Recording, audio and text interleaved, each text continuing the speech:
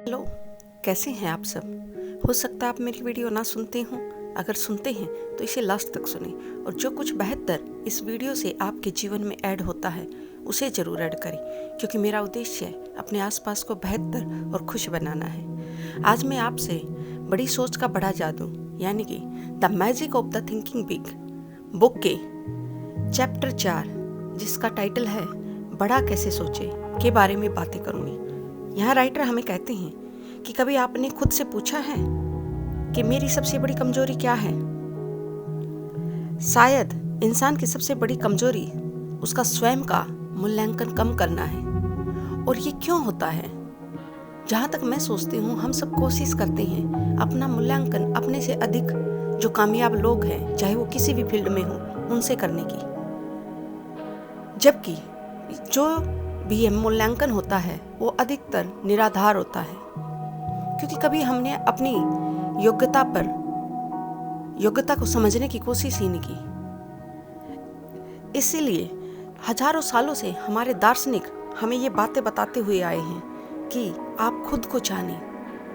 यहाँ पर मैं कृष्ण लीला का ही एक चित्रण, जो कि भगवान कृष्ण जब मिट्टी खाते हैं और उनकी माँ उनसे कहती है कि मुंह खोल, तूने मिट्टी खाई है। और जब कृष्ण भगवान अपना मुंह खोलते हैं तो उनके अंदर पूरा ब्रह्मांड दिखाई देता है, पूरी धरा दिखाई देती है। तो ये सब क्या है? यानी कि जो कुछ है ये पूरा सब कुछ हम इंसान के अंदर ही है। इसीलिए राइटर कहते हैं कि आप अपने 5 गुणों को तय कीजिए। ये गुण कुछ भी हो सकते हैं, आपकी एजुकेशन से रिलेटेड, आपके प्रोफेशन से रिलेटेड, घरेलू लाइफ से रिलेटेड।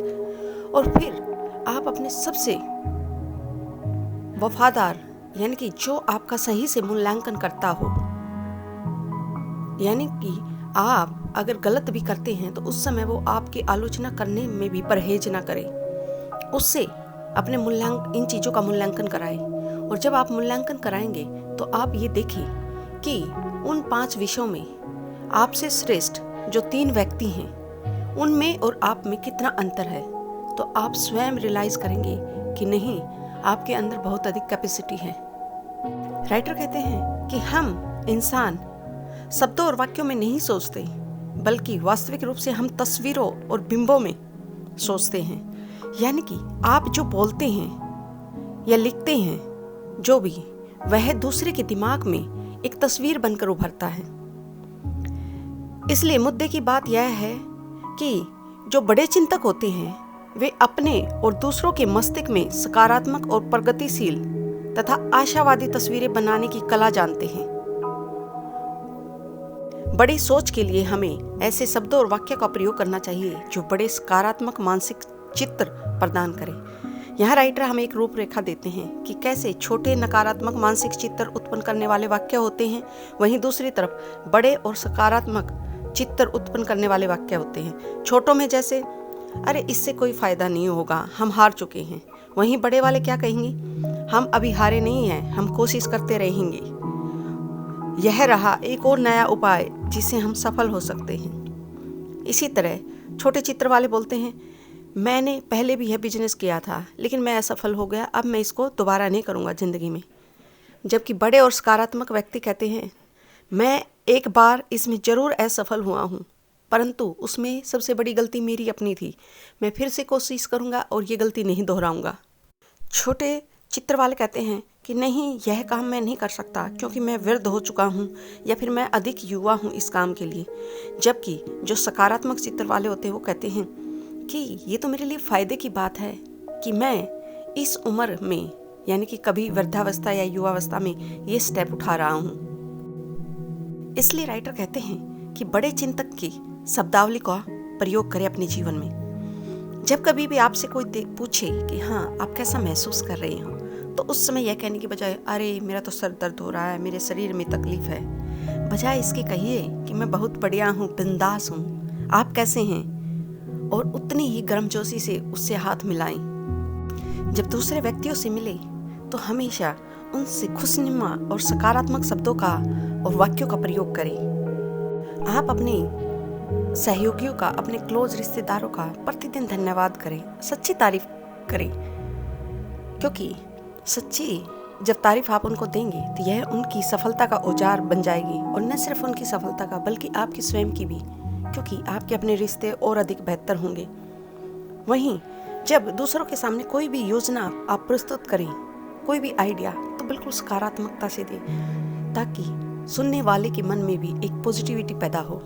राइटर कहते हैं कि बड़ा सोचने के लिए यह मत देखिए कि क्या है, यह देखिए कि क्या हो सकता है। यानी कि वर्तमान में चीजें कैसी है यह देखने की बजाय यह देखें कि भविष्य में कैसी हो सकती है। कल्पना शक्ति से हर चीज ज्यादा कीमती बन सकती है। बड़ा चिंतक हमेशा इस बात की कल्पना कर लेता है कि भविष्य में क्या किया जा सकता है, वह केवल वर्तमान में उलझ कर नहीं रहता। राइटर कहते कि आप अपने जीवन में मूल्य बढ़ाने वाले अभ्यास करें। जैसे नंबर 1, चीज़ों का मूल्य बढ़ाने का अभ्यास करें, यानी कि आपके जीवन में जो भी वस्तुएं आपके आसपास हैं उन सब का मूल्य बढ़ाने की कोशिश करें।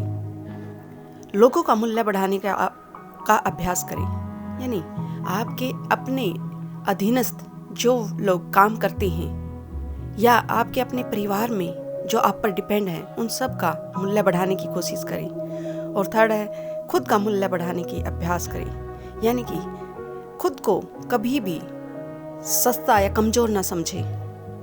आप बड़ा सोचने के लिए और बड़ा करने के लिए कुछ चीजें कर सकते हैं। जैसे आप एक अच्छे वक्ता बने, यानी कि जो भी आप बोले उसका ज्ञान दूसरे लोगों को बताने की ओर उत्कृष्ट होना चाहिए।